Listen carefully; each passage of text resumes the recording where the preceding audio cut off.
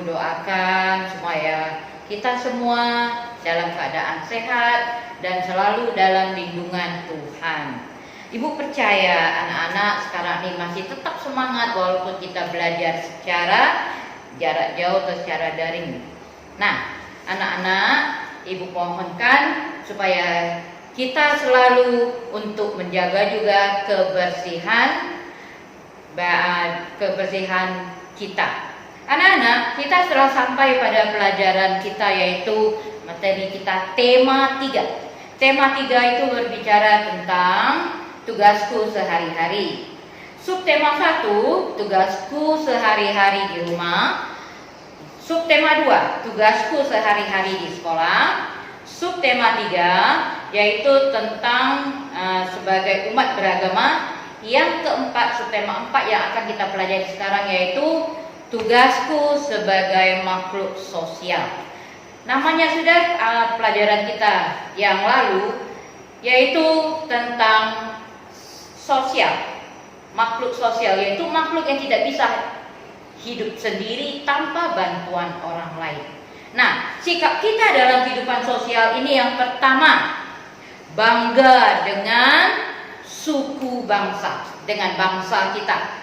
Yang kedua, menghormati suku dan agama. Yang ketiga, tidak membeda-bedakan teman. Nah, yang dimaksud dengan tidak membeda-bedakan teman ini adalah kita bergaul dengan teman kita semuanya, walaupun kita terdiri dari berbagai suku. Nah, suku Jawa ini dari Jawa. Nah, lalu Melayu ini dari Riau. Lalu Minang dari Sumatera Barat. Lalu dari ini suku Batak. Batak ini dari Sumatera Utara. Nah, masih banyak lain lagi suku yang ada. Nah, bisa suku Bali dari Bali. Nah, sama seperti kita dalam kelas kita, dalam pelajaran kita, yaitu teman kita terdiri dari berbagai suku bangsa dan berbagai juga agama. Walaupun kita terdiri dari berbagai suku, berbagai agama, berbagai jenis kelamin, tetapi kita harus tetap rukun. Dengan teman kita rukun. Tidak boleh kita menyakiti teman, bertengkar dengan teman. Nah, lalu ketika kita di dalam kehidupan sosial kita dengan teman, kita secara tak langsung kita sering kali untuk berbuat salah. Nah, tapi walaupun kita berbuat salah, kita mengakui kesalahan kita dan meminta maaf dengan tulus. Nah, kita meminta maaf dengan tulus ini juga telah berbuat kita berperilaku atau berbuat kita untuk menyayangi teman kita.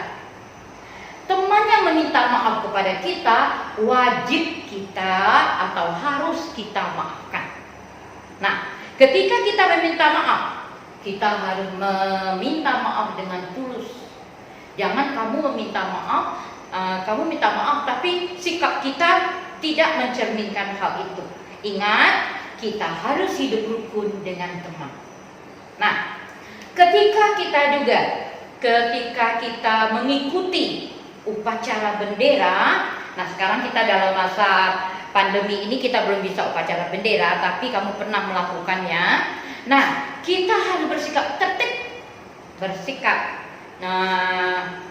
tidak berbicara, bersikap tertib, teratur, dan kita harus khidmat mengikuti upacara bendera itu. Itu adalah sesuai dengan sila ketiga. Nah, sila ketiga itu apa bunyinya anak-anak? Iya, Persatuan Indonesia. Nah, ketika kita dalam kehidupan sehari-hari, kita seringkali berjumpa dengan orang yang lebih tua dengan kita. Nah, kita harus berperilaku bagaimana? Ya, berperilaku kita itu adalah kita berikan senyum dan menyapa dengan sopan. Nah, anak-anak, pada bulan Oktober ini kita memperingati suatu peristiwa penting, yaitu Sumpah Pemuda yang diikrarkan atau diperingati setiap pada tanggal 28 Oktober. Nah, di sana para pemuda berjanji mengaku bertanah air Indonesia, mengaku berbangsa yang satu, bangsa Indonesia, menjunjung bahasa persatuan, bahasa Indonesia. Nah, itu adalah sumpah janji yang diucapkan oleh para pemuda-pemuda ketika memperingati hari Sumpah Pemuda ini yang dilaksanakan setiap pada tanggal 28 Oktober. Nah, kita pada tahun ini tidak bisa memperingatinya karena kita masih dalam masa pandemi, masa COVID ini. Tapi nanti mudah-mudahan pada tahun depan kita bisa mengikuti upacara pada bulan Oktober itu dengan memperingati Sumpah Pemuda, sumpah atau janji para pemuda untuk bertumpah darah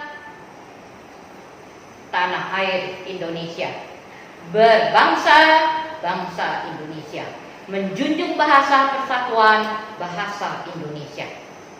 Nah, jadi anak-anak, ketika kita dalam kehidupan sehari-hari kita sering berjumpa dengan teman kita atau dengan saudara kita. Nah, kita itu harus menyayangi dengan semuanya. Yang lebih tua kita apakan? Ya, kita hormati. Yang muda kita sayangi. Nah, anak-anak, bahasa kita ini tentang fabel. Fabel ini adalah cerita tentang binatang, tapi dia bisa berperilaku seperti manusia. Contohnya, kancil dan buaya, kancil yang cerdik, ulat dan semut, itu adalah fabel. Sekarang dongeng. Nah, dongeng ini adalah cerita tradisional yang diceritakan itu secara turun-temurun dari nenek moyang. Contohnya yaitu bawang merah, bawang putih, lalu Cinderella. Nah, masih banyak lagi yang lainnya. Nah, jadi anak-anak, lalu mandiin kundang. Nah, dalam dongeng ini ada suatu nasihat yang bisa kita ambil, yaitu sikap baik dan sikap yang jelek. Yang sikap yang baik, menyayangi teman, menyayangi sesama, itu bisa kita ambil, kita lakukan dalam hidup kita sehari-hari. Tapi, sikap yang jelek kita buang, yaitu iri, mau menang sendiri, itu kita buang sikap yang seperti itu. Itu tidak bisa kita pakai dalam kehidupan kita sehari-hari. Nah, lalu ada juga sekarang ini, yaitu tentang usia dan kategori. Nah, usia 0 sampai 12 tahun itu disebut anak-anak. Nah, kita ini anak-anak nih, anak yang kamu sekarang ini anak-anak. Lalu 13 sampai 17 tahun itu disebut kategori remaja. Lalu 18 tahun ke atas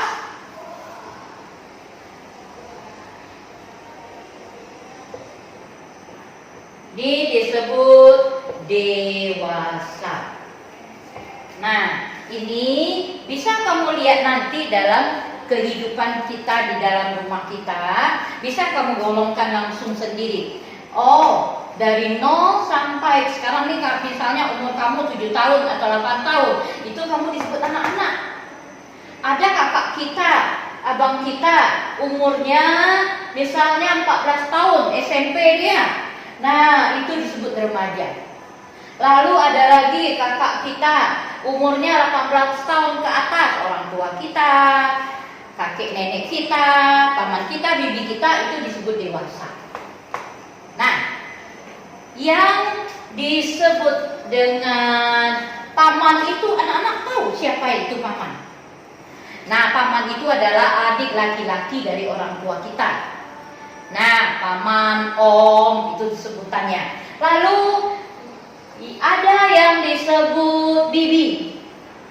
Nah, bibi ini tahu, bibi ini sama dengan tante. Nah, bibi ini adalah adik perempuan dari papa dan mama kita. Lalu ada juga yang disebut dengan kakek, nenek.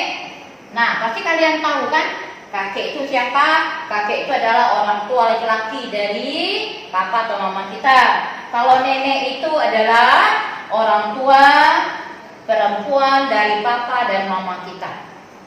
Nah, ada juga yang disebut dengan anak yatim. Anak yatim, tahu anak-anak siapa yang disebut anak yatim ini? Nah, anak yatim ini adalah anak yang papanya sudah meninggal. Kalau anak piatu, ingat nih, belakangnya kan?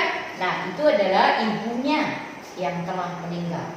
Tapi kalau disebut anak yatim, piatu, nah, artinya dua-duanya sudah meninggal. Anak yang papa dan mamanya telah meninggal, ini disebut anak yatim piatu. Nah, anak-anak, anak yatim, anak piatu, anak yatim piatu ini perlu diberi bantuan. Perlu kita berikan bantuan supaya bisa meringankan beban hidup mereka, supaya mereka bisa merasakan juga kasih sayang, bisa merasakan juga perhatian yang diberikan oleh kita. Nah, anak-anak, barang bekas yang bisa dijadikan menjadi suatu prakarya adalah contohnya, nih, botol bekas. Dah, itu yang besar. Kalau yang ini adalah yang kecil. Nih. Lalu ada juga koran bekas. Nah, ini semua ini adalah barang bekas yang bisa dijadikan bahan prakarya. Lalu alatnya, nah, ini contohnya spidol, penggaris, dan ada juga lem kuku. Nah, ini anak-anak, ini juga bisa. Ini dijadikan suatu hasil karya. Nah, yaitu bungkus sabun. Nah, ini dia. Nah, lalu juga ada juga yang di barang hiasan. Nah, barang hiasan itu bisa kertas origami, ada pita, dan ada juga manik-manik. Nah, terserah kita untuk membuatnya menjadi suatu barang hasil karya yang bagusnya. Nah, kalau ini bisa dirangkai-rangkai, itu bisa jadikan tas. Nah, ini juga bisa untuk dijadikan hasil karyanya, yaitu bisa dijadikan untuk tempat untuk menanam atau jadikan tempat kotak pensil, dan ini bisa juga diganti